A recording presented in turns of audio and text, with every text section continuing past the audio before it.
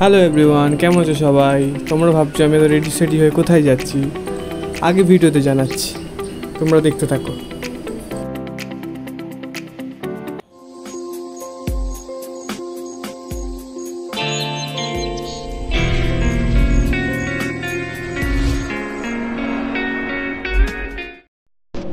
আজ 11 তারিখ সানডে।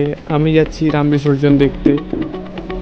যারা হাওড়াতে থাকো তারা জানো, হাওড়া রামতলাতে রাম পুজো হয়, বছরে একবার আসে এবং 4 মাস থাকে। তো আজকে 4 মাসের শেষ দিন। তো এখন বিকেল 4টে বাজে, 4:30-5টা নাগাদ রাস্তায় ভিড় হওয়া শুরু হয়ে যাবে। এখন যাচ্ছি মনের বাড়ি, ওকে সঙ্গে নিয়ে একটা ঠিকঠাক জায়গা দেখে দাঁড়িয়ে পড়তে হবে।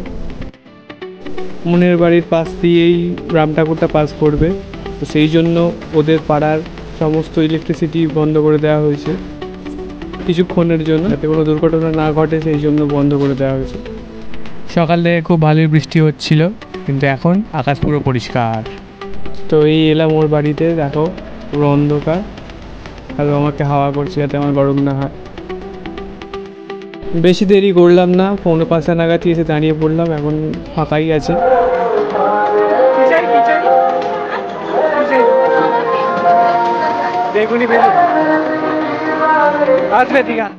ম্যাডামের এখন বেলুন পছন্দ হয়েছে, ওই বেগুনি বেলুনটা ওনাকে এখন কিনে দিতে হবে।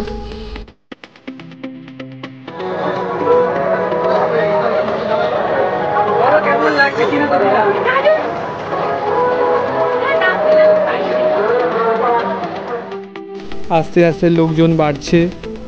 রাম ঠাকুরও অলরেডি রামতলা থেকে বেরিয়ে পড়েছে।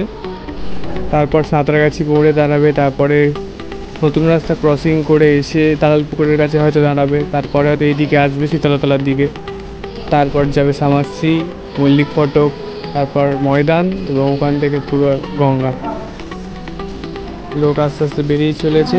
আর কোনো কথা বাড়াবো না, তোমরা ভিডিওটা পুরোটা দেখো, ভালো লাগলে লাইক কমেন্ট শেয়ার সাবস্ক্রাইব করে দিও।